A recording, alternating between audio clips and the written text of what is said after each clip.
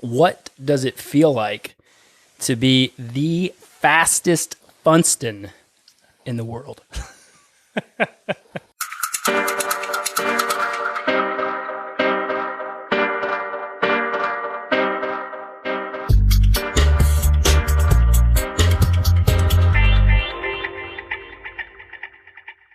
Welcome, everyone, to another episode of Coaches on Couches. Being slouches. Today on the couch, very special guest. This is a great one. We've been chatting about it for a while. We have Scott Funston. Good thing you said that right. Funston. Scott, I was here to correct him if he messed that up. On the couch today, coming in remote. But we'll get to Scott here in just a moment. I know Bryant is just itching. I am Coach Dale Sanford. I am Coach Bryant Funston. We are the co-founders of BPC Performance Coaching, where we specialize in helping time-crunch athletes optimize their busy schedules so they can maximize their athletic performance. You can find out more about BPC by going to buildpeakcompete.com, checking Facebook and YouTube at Build Peak Compete, and all up on that Instagram at BPC Performance, and this podcast anywhere you find podcasts. All of them. All of them. Find them all. Yeah. And as always, we appreciate any ratings, reviews, comments, likes, shares, all that jazz. Hit the bells, hit the thumbs, whatever they are. Whatever. Cool. All right. So, like I said, I know Bryant's been itching for this one. Yeah. So I gotta kind of lead off first with a funny story about going to Cyclocross Worlds. Scott, I just want you to know that Bryant was like stalking you most of the time, trying to find you before the U23 race. Hey, it's not common to meet another Funston. It's not the most popular last name around. I was, okay, we'll get. So, for those of you that don't know, Scott Funston is our national U23 cyclocross champion. What are some other stats here? U.S. Pan Am Yep. champ. So, he's dominating the North American cyclocross world right now in the U23 realms, making the jump to the elite and did some elite racing.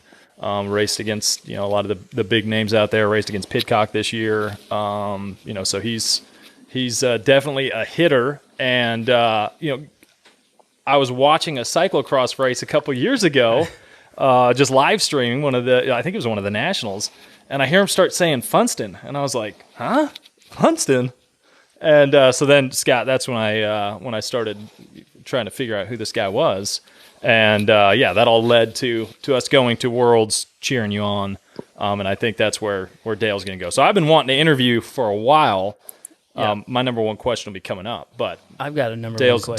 Dale's got a story. But real quick. so we're rolling in, and the I don't know if it was the juniors or the U23 was warming up, and it was the 18s, yeah. And Bryant's like just yelling at every younger USA guy on a bike going, Funston! Funston! Finally, one guy just whips around, and he comes back, and Bryant starts talking to him, and then, I don't know, it's like 5 minutes later, he's like, oh, I'm not Scott Funston. Clearly, I'd never seen Scott up close. It's so funny. Yeah. So there we go. So I'm going to lead this conversation off, Scott, with a very important question that I've been wondering.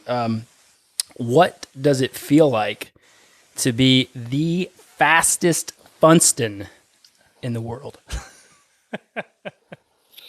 Oh, let's see. It's pretty decent on a bike, at least. I know. I've got a cousin that can beat me when we ran cross country against each other. So definitely not out and out here. Right fastest. But biking, it's good. Not too much competition. Thank you. I think I've raced my dad a few times, but other than that, haven't had too much competition.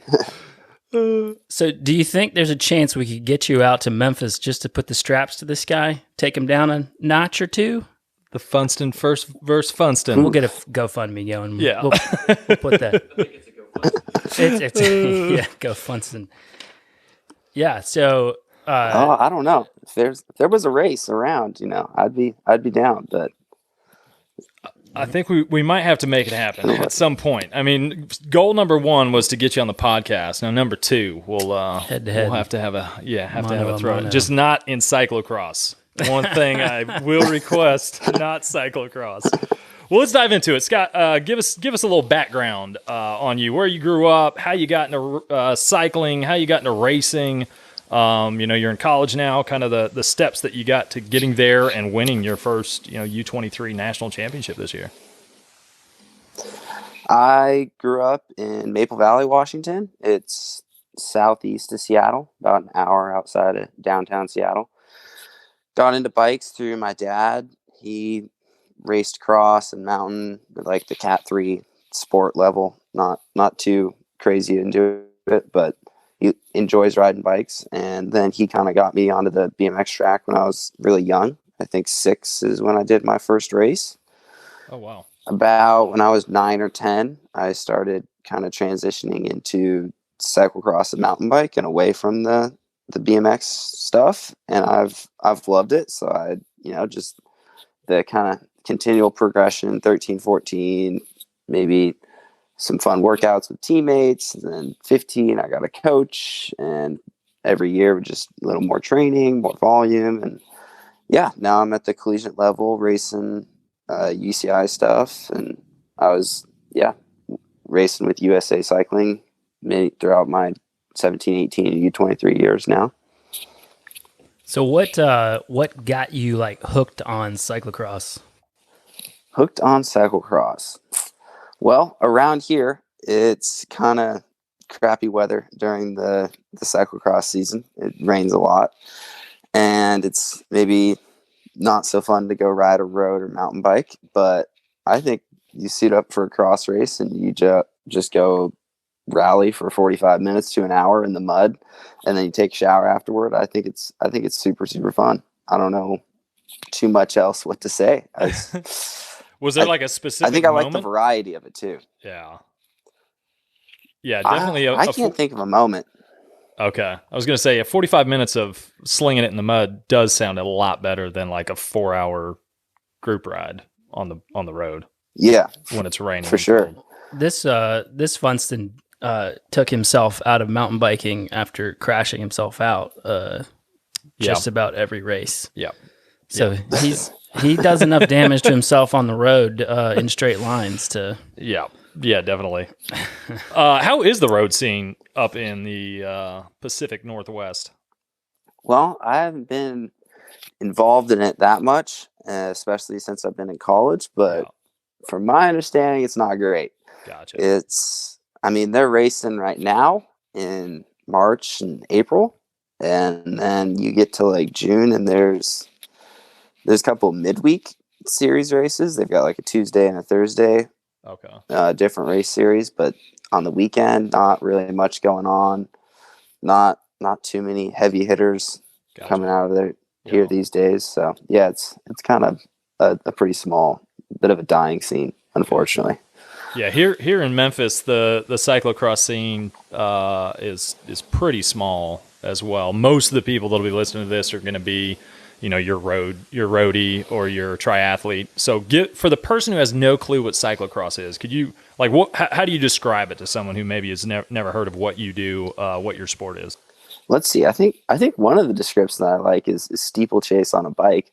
That's kind of a fun description. Yeah. So yeah, it's what I do is an hour-long race, and you start on pavement, and it's just mass start. You go all out, and it's around parks, so grass, dirt, pavement, mud, snow, whatever is going on, and you just race around 6 to 10 minute lap, and you just do as many laps as it is to get to roughly an hour, and then it's a good balance of like intensity, endurance. I think it's one of the most athletic of the cycling disciplines so there's barriers and run-ups that you have to dismount and run up, and then just the the technical aspects. There's been some tactics in there. Yeah. So I've always Maybe not I've raced some cross over the years, and like on a mass start event like that, how hard are those starts? Oh gosh, they're pretty brutal. It kind of depends on the course and the field, but it's all out. I'm hitting almost like peak power down, or I'm putting out max power. It's probably better power numbers than what I would do in a sprint at the end of the race. Yeah, for sure. And I know, like, I think we did a race. It was Lowenhout in Belgium, and that start straightaway was probably close to 300 meters long. Okay. And so that's a 20-25 second effort. And like, something special about that was like you have an initial kick off the line, but you can't like just stand out sprint for 25 seconds. And so it was like 10 seconds on, 5 seconds, still hard, but not sprinting. And then you like sprinted again, and then you chilled a little bit.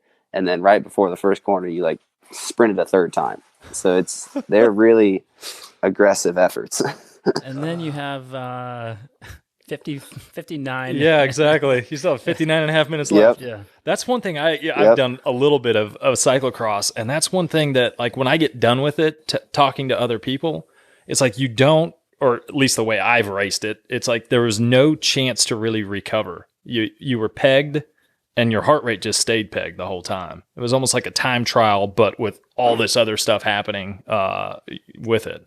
Not like a crit where you can find times to relax, draft, and it seemed a little easier. But man, cyclocross was like full gas and then heart rate pegged, and then just suffer through it. Yeah, we had a little bit of a cyclocross scene here maybe like 8 to 10 years ago. We had some pretty good even weekday cross races, and it was pretty solid for a little while. It's harder. It's hard to. We had such a big road scene that it's hard to get people to go from one season straight into cyclocross and then right back into road. And but yeah, I mean it's not quite as big. So how would you warm, like, what's your warm up look like for an event that's going to start so hard? I think I'm a 30 to 40 minute warm up. Okay. It's with a few efforts in there. I mean, I'll also pre-ride the track the day of, so I'm getting close to an hour of riding before, but I'll probably pre-ride and then go change. But yeah, the actual like on the trainer warm up, I would say 30 to 40 minutes, and it kind of depends on the situation.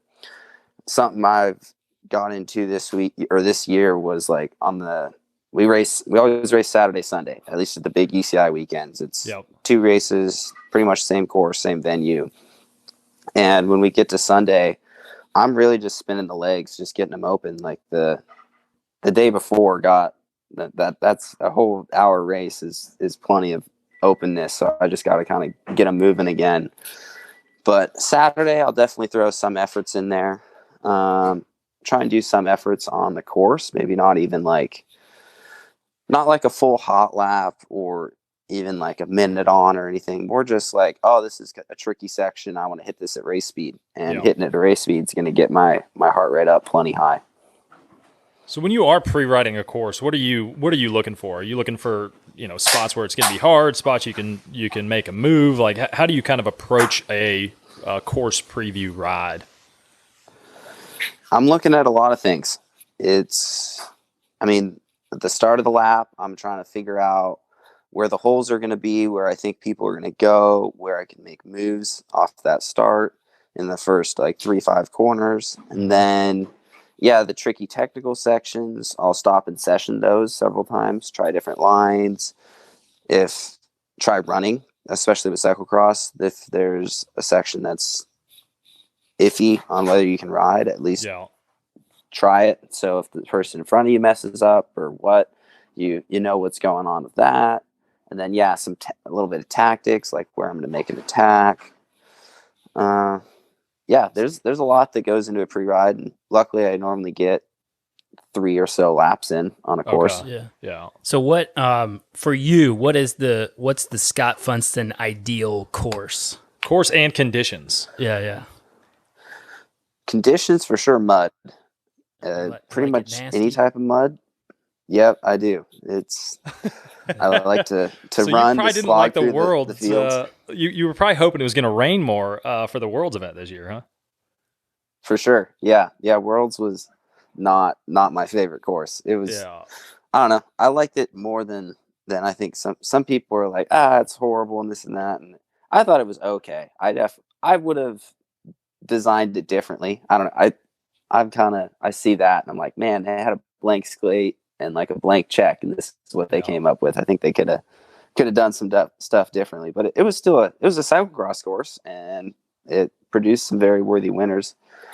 So let's just dive into that real quick. What would you have liked to have seen, or what would you have liked to have seen changed? Oh, some off-camber stuff. I personally wouldn't have put such a big hill in. I mean that was a huge effort. We were talking a whole minute from the bottom to the top, which for cyclocross that's a really long effort. That's kind of a unique effort. I haven't seen that many just straight open sections like that.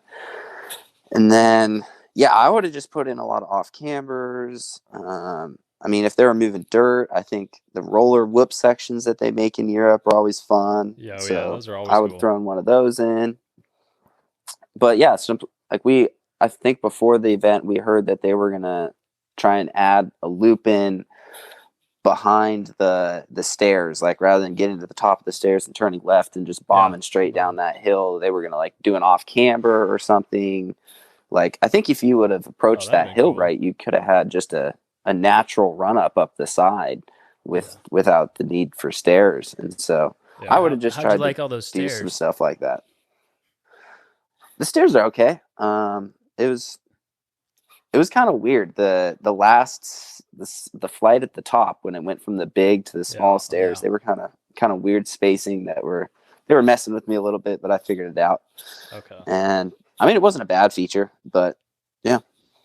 It was a lot of stairs. It was a lot of stairs. Yeah.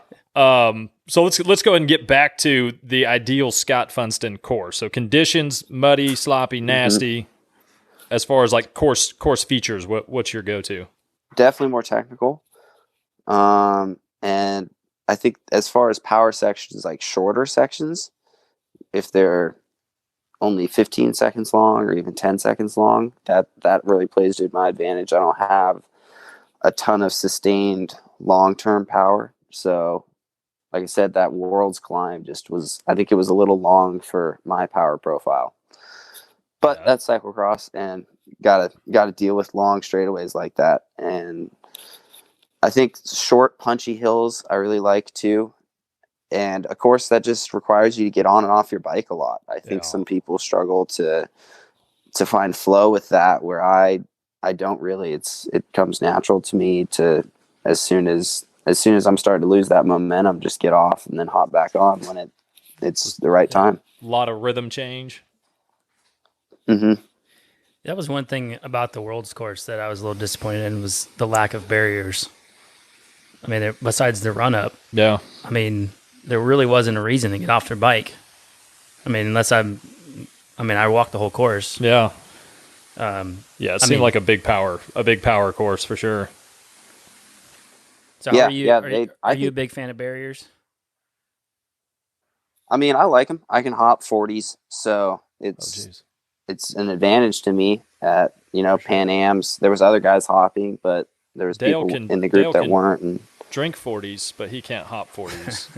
That's the extent of Dale's 40s ability. All right, let's go ahead and move on. We got to chat about so back-to-back weekends. You essentially win the Pan Am, and then the following weekend, correct, is you take down the USA U23 National Championship. Those are essentially back-to-back wins. Was that something that was a big goal of yours going into the season, or were you looking more towards, say, the World Championships? Like, how did you approach this year? And then overall, what's your happiness level with how everything shook out this year for you? Yeah, Worlds was goal number 1, and then nationals and Pan Ams were the two goals underneath it. I guess the goal worlds being a top 10, which Okay. I was 17th for those that don't know. So Yep. I was short of that, but it was a great experience at Worlds regardless. But yeah, the Pan Am Nationals week, that was chaotic.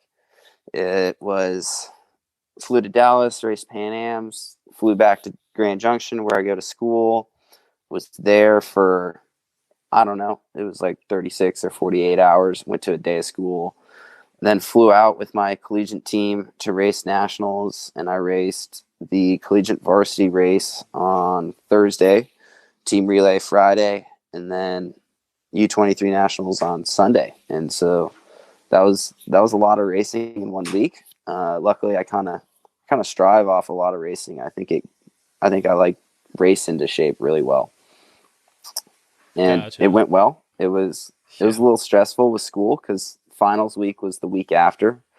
So I was finishing up homework and getting ready for tests and such. So yeah, it was a lot, but luckily bike racing, at least cyclocross, you only race for an hour a day, and the rest of it, you just kind of do a lot of sitting around. So had time to study. Did you know you were coming into good form heading into that week, or were you surprised by how the fitness was? Or kind of give us a run through there.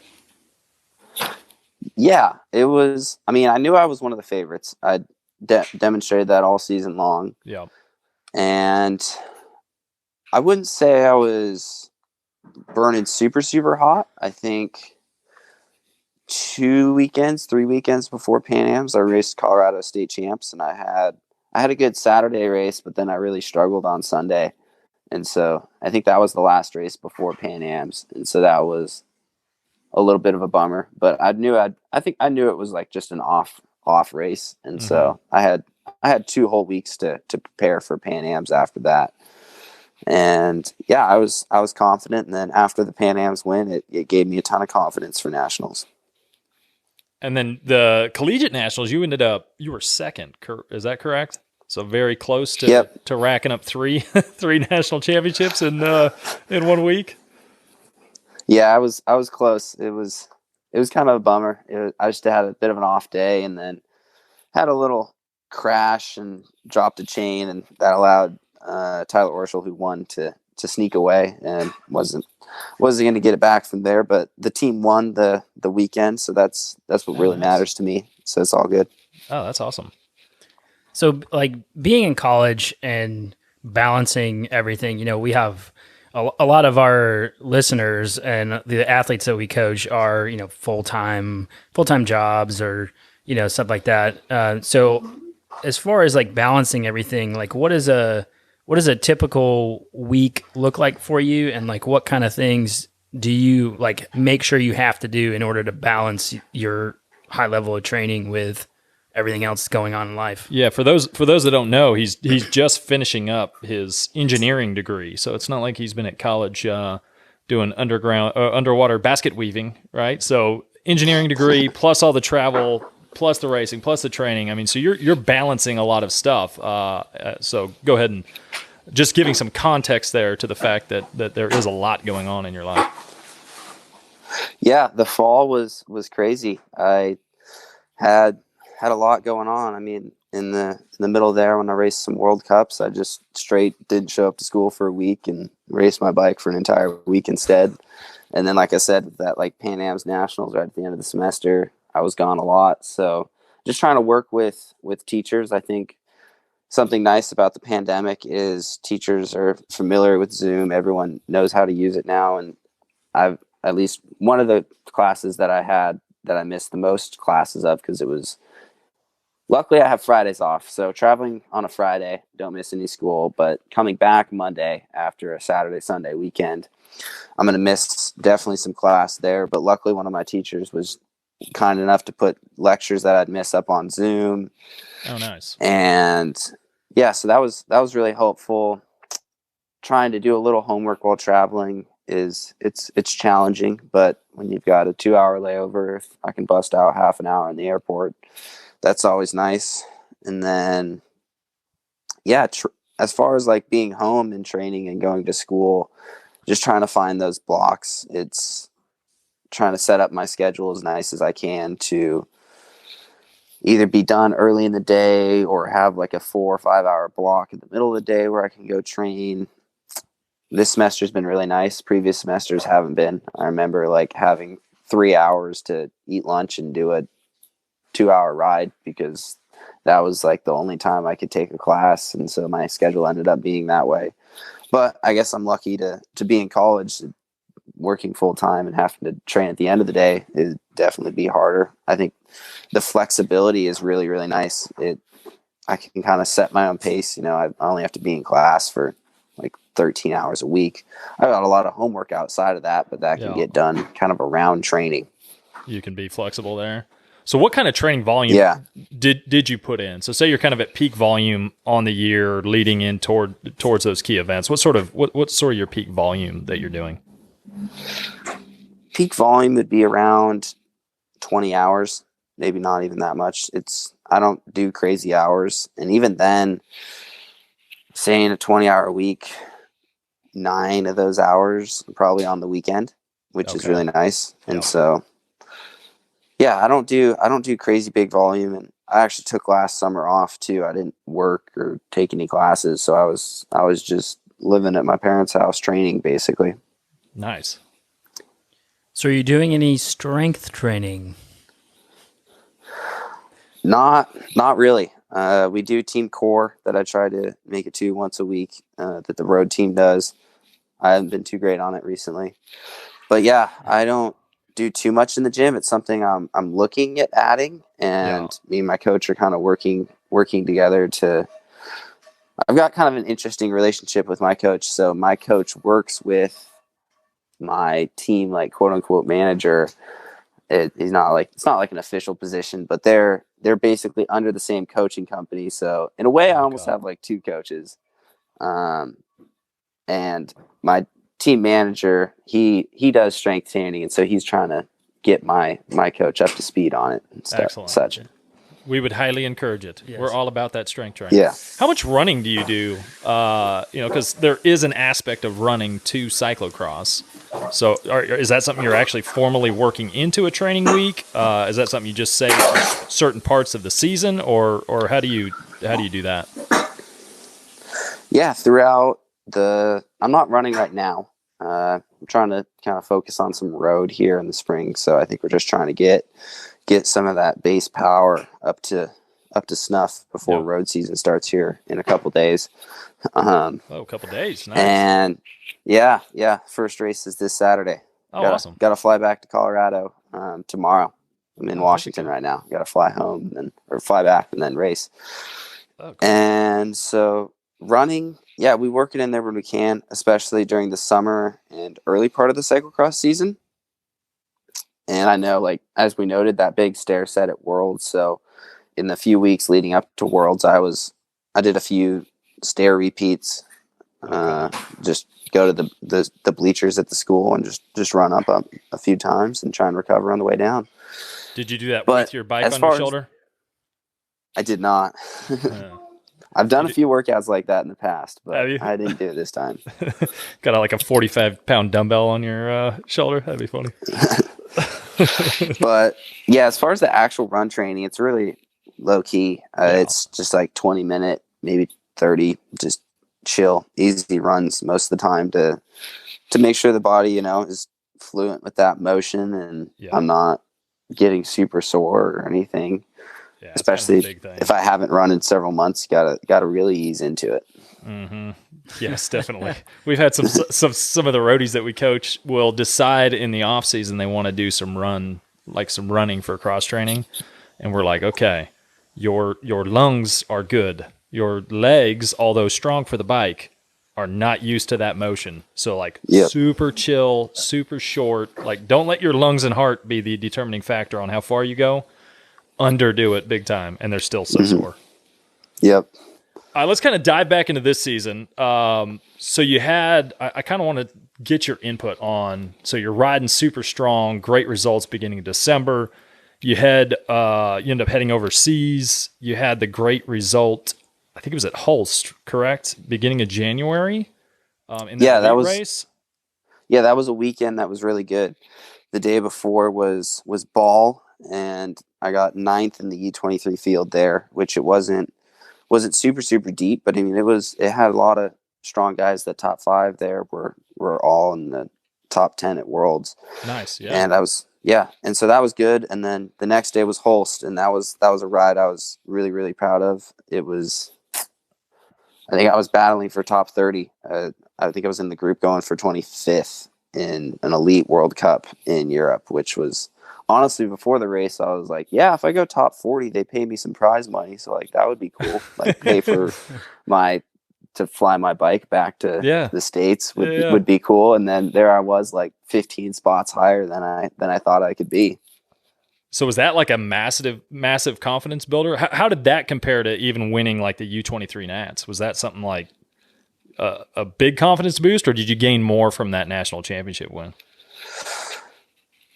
I think I gained more from national championship win just because it's notoriety. Yeah. But as far as like, I think long-term growth in the sport, it's definitely something that it almost like flipped a switch. It was like, hey, I think I can really compete at the elite level in Europe at the biggest stage, where before that, I'd done top 30s at the World Cups in the US, but they're not complete fields, and that's kind of earlier in the season.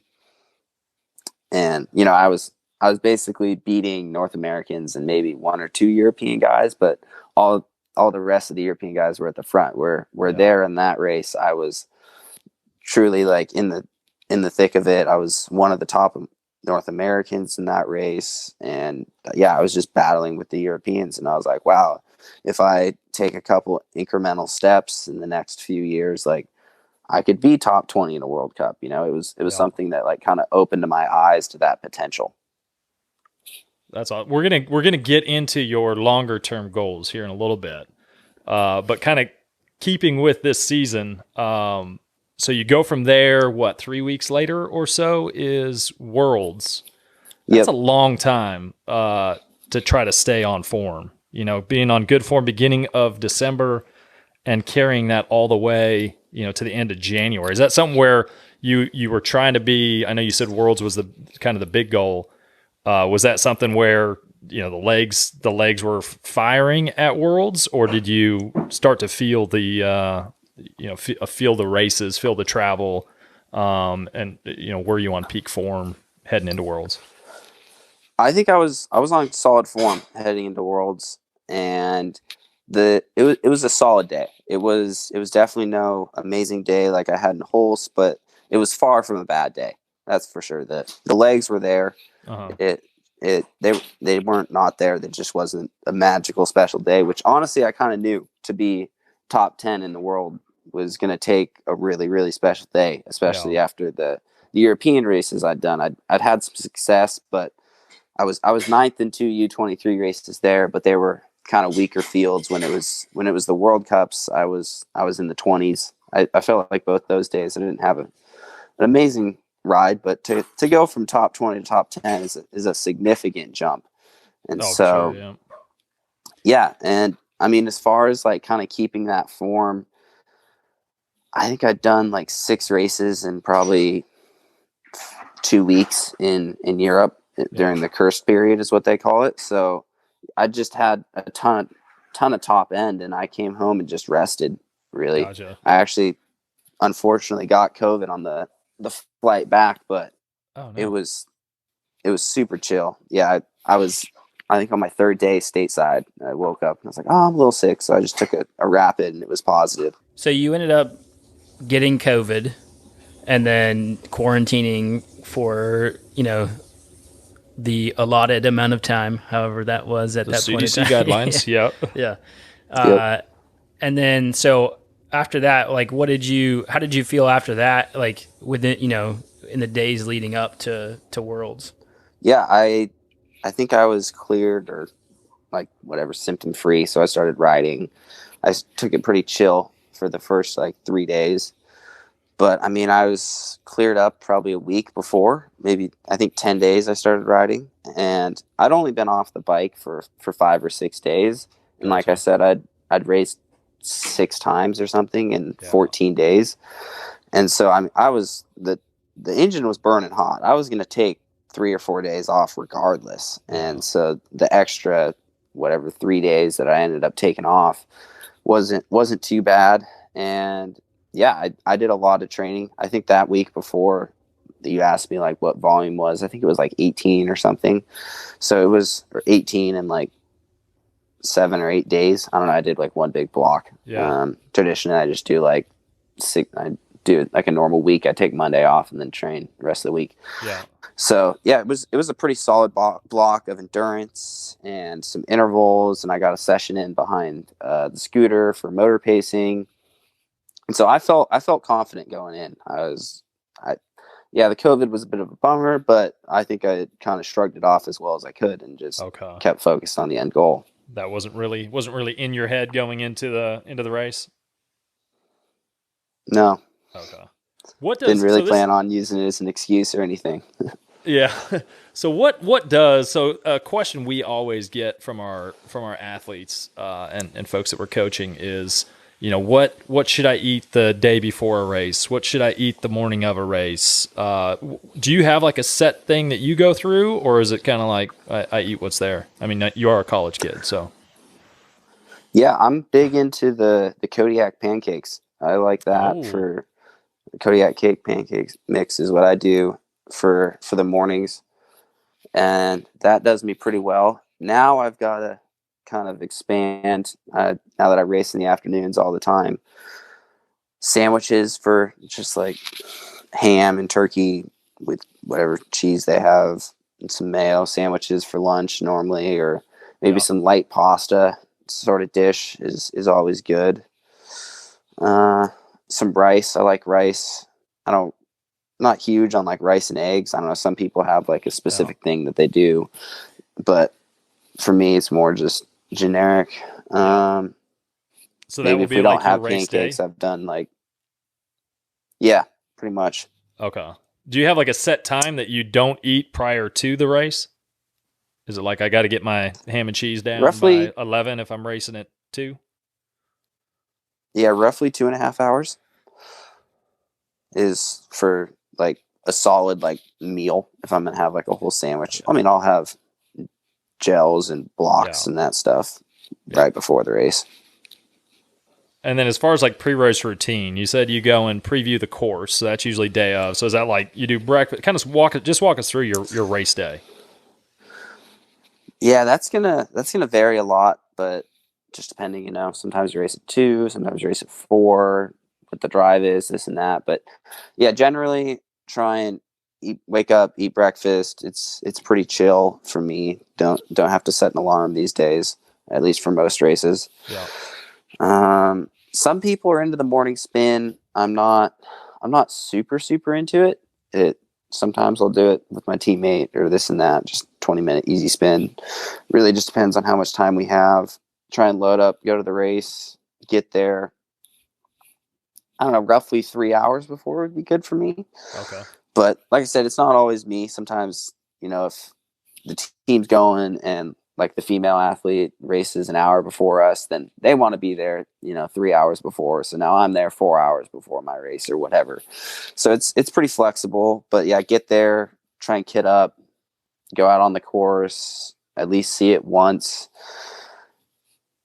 Depending, if it's dry, it's pretty simple. You just put your dry tires on. You roughly know what pressure you're going to go, but sometimes it's a lot more complicated, and you have to go out and then either someone meets you in the pits or you do a lap, come back to the team tent, switch tires, change the pressure. It is always nice when you have a mechanic in the pits with a pump and a second set of tires. It just makes it really easy. You can just pull in, and a minute later you're going down the track with a different tire setup at a different pressure compared to finding your way all the way back to the team tent. But yeah, it just really depends. Try and finish that up, I don't know, an hour and a half, 2 hours before. So that way I have a little time to change, or again, make some more tweaks to the equipment, pin up my number, and then I try and get on the trainer about an hour before my race start, the official gun. And like I said, anywhere from 30 to 40 minutes. Just depends, you know. Sometimes you got to run to or most of the time you have to run to the restroom. You futzing with a bottle or something. So and then you get off 15 minutes before. So, you know, that's a 45-minute block, but sometimes you only get half an hour riding in that 45 minutes because you're doing other stuff. That's what I'm renowned and for. then race. Pretty much every race we go to, Bryant ends up chatting with people so much that we get there an hour and a half early, and then all of a sudden we're like, oh shit, we got to get to the start line. It's 10 minutes away. Yeah. This isn't good. Yeah, no good at all. Yeah. I mean, when I'm pre-riding and stuff, chatting to people. But when I get on the trainer, that's pretty try and focus then. I mean, if someone comes up to me or, you know, if I have a conversation, teammate or this and that, but that I'm really trying to focus right then. So are you someone who is big on like kind of the mental side of the sport, you know, cycling, endurance sports in general, cyclocross especially, suffering's a huge part of it. Is there certain stuff that you're running through in your mind, like the mental approach to a race? Like what does that look like for you? Are you someone that's just like, I'm going to block it out and go with like the old Jens Voigt and just say, shut up legs and go? No, I'm definitely thinking about it. I don't have any, I don't really have like a phrase too much or any sort of like mental tricks I use, but I just try and really focus. I'm trying to, think of through tactics, how I think the race could go. If I'm in this position, what should I do? Something I'm not huge on visualization, but I know like both nationals and worlds, I'd ridden those courses so much that like on the trainer, I could visualize a lap through all the corners. And I think it's definitely something good to do, and maybe try and add and keep doing that, like make more of a habit of it is something I might try and do next season. Nice. So, you know, speaking of tactics and stuff like that, did you have like, what was your game plan kind of leading into the Worlds race? Like, did you have like a specific place you wanted to try to make a move, or what, you know, going into the start line, what was your kind of mental plan there?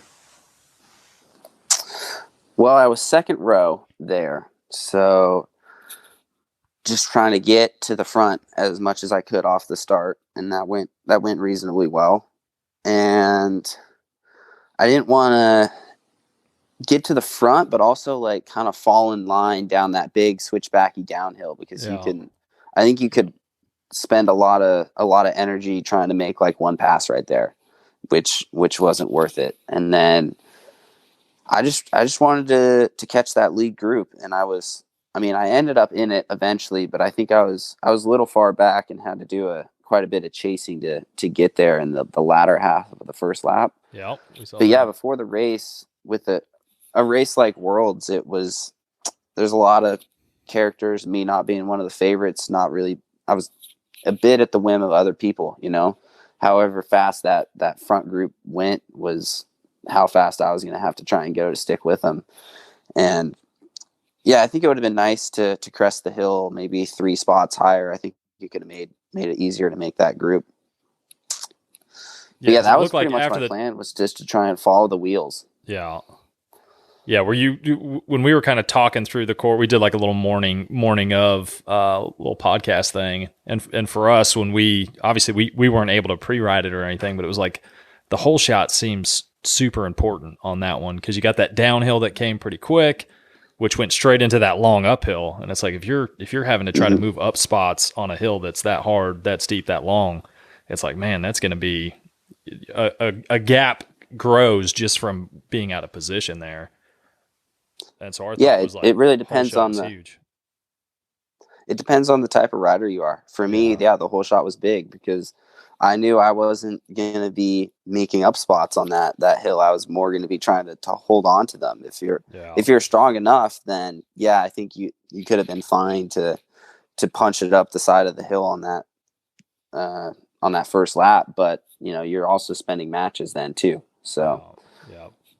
You know, if Pidcock would have been pretty far down on that hill, I think he would have had enough in the tank to gun it up that, but Yeah. not all of us are Pidcock.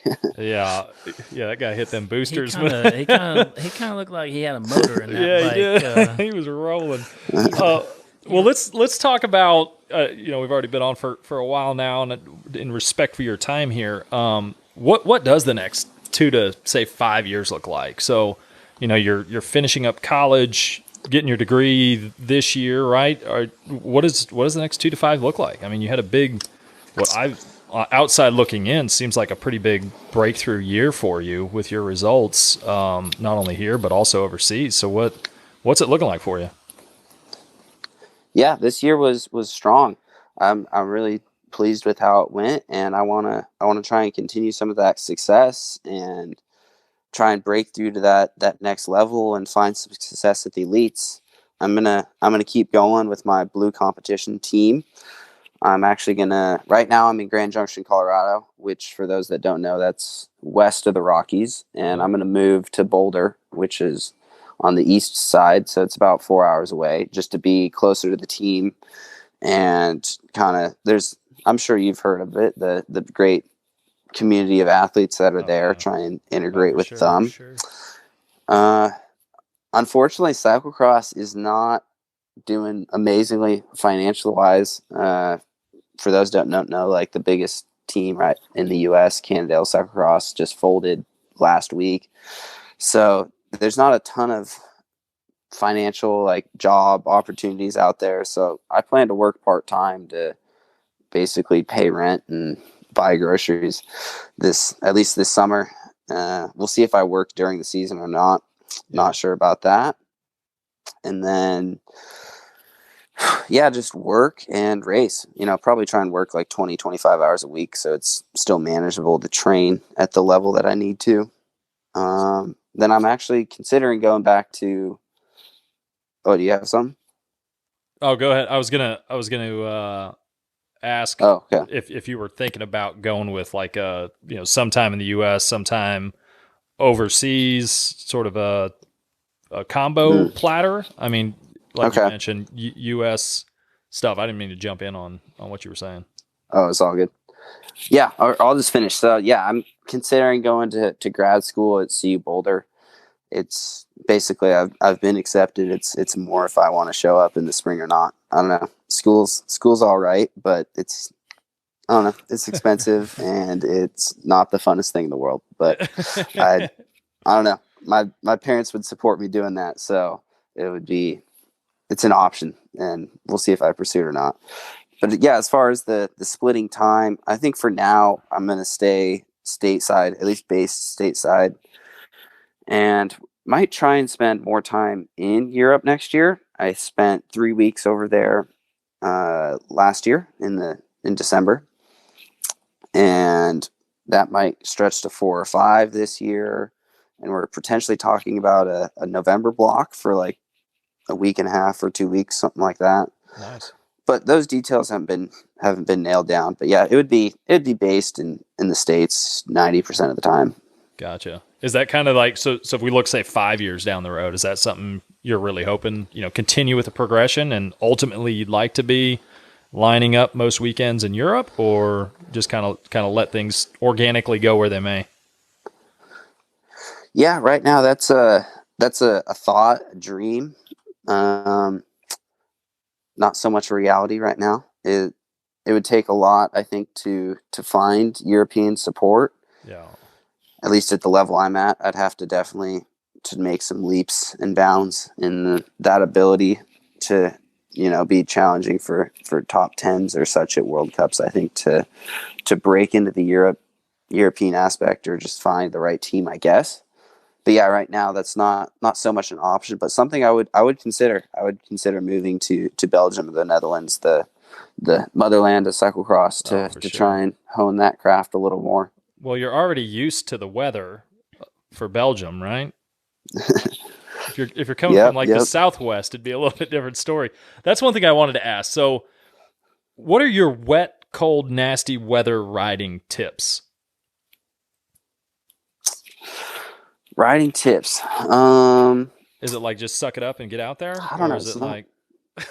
I mean, a little bit, but I just try and, you just try and get the right clothing on, try and keep the extremities. I don't know. I get cold feet and cold hands, and that's not the funnest thing in the world. So, riding with like booties on to keep your feet, and nice warm gloves. And I always like the pocket rain jacket, because at least out here, you'll ride for an hour and it'll be dry, and then it'll rain for 20 minutes. And so if you can just sneak that rain jacket on to try and keep your other layers somewhat dry. And honestly, I don't have the greatest fender setup, but try and get a rear fender on there if it's going to be too crazy. So we kind of went into some detail on just how the cyclocross, I guess, community has kind of dwindled a bit over the last. I mean, I've seen it kind of dwindle to pretty much nothing over the last like 10 years.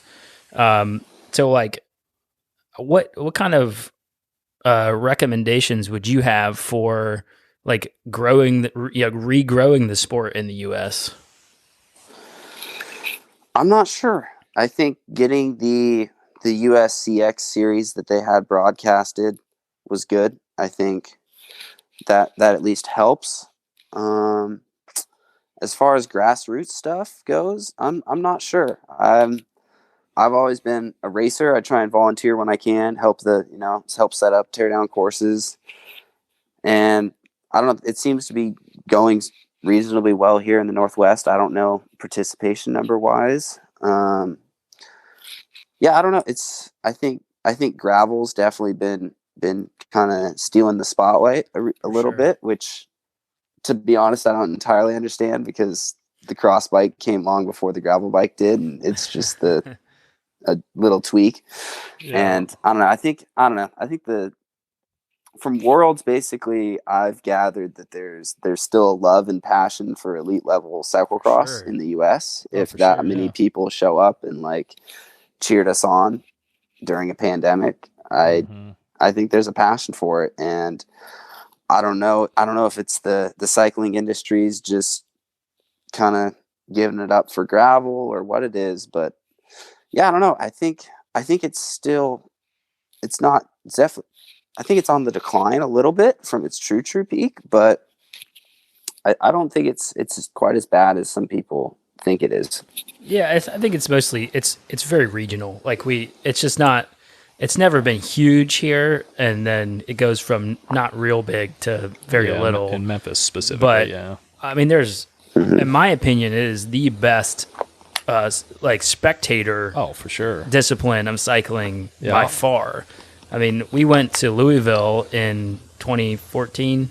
Or was it? Whenever that was. When it was 13, 16, whatever. 15. Went to Louisville when it last came to Worlds, and literally we said when we left there, if it ever comes back, we're going. Yeah. And then when they announced it in Fayetteville, we were like, count us in. We're in, yeah, for sure. Yeah. You came up through a grassroots program, didn't you? Kind of, yeah. Like rad a racing. Junior? Yeah, okay. Is that something you see as being a springboard for cultivating and growing not only cyclocross but kind of cycling in general? Yeah, junior programs are great. I guess here an answer for the previous question would be to somehow pull some of the success of the NICA, the National Mountain Bike League, High School Mountain Bike League, into cyclocross. Sure. Because I mean, to be honest, they're basically racing cross on mountain bikes out there. I've never done an NICA race, but from what I've heard from people that like really ride mountain bikes, is they're like, oh, you could rail a cross bike around on like that stuff. So I think it's pretty similar, and I think maybe that's a route that they could pursue, and I think it's getting thousands of kids at least exposed to cycling, whether they continue on with it or not. At least they're getting exposed to it. I know here in like Washington, they can't have the races where we have like traditional normal races because there's like too many people. They don't have parking, so it's gotcha. Yeah, even across Tennessee, NICA's huge. Yeah, NICA's big in Tennessee. Yeah, there's multiple teams here in Memphis, which is cool to see. So if you're a junior looking, that's listening to this, that's listening to Scott Funston, wants to be where you're at right now, what would your steps be to say a 10-year-old getting into riding? Oh, a 10-year-old would just be to ride your bike. I mean, that's what I did. I was lucky to have a yard with some property, and like we had like a little patch that had woods, and it wasn't like nice manicured grass. So I'd go build jumps in that. I had a pump track. We had mountain bike trails 2 blocks down the road that, Nice. you know, when I was 10, my parents I mean, there was a lot of mountain bike trails, but there's like this little Ed's Woods area that, you know, they're like, well, if you stay in Ed's Woods, like you'll be fine. And so they'd let me go ride. I didn't have like a ton of friends. That I had some, like I'd see them occasionally, but it wasn't like I had any other kids in my neighborhood that I'd ride with. But I was just so stoked on riding that, you know, that's what I did for fun. Yeah. When school got out. So yeah, for like that age, pretty much that would be what I would do. And I'd say ride all kinds of bikes, ride BMX bikes, ride road bikes, or at least as much as you have access to. You know, not everyone can have 6 bikes, but I think variety is amazing. Yeah, that's one thing. So we chatted with Johnny Brown, who was the USA Pro Road Race National Champ in 2018, and he was 19 years old, I think, when he won it, or 20 years old. Super young. He was 24.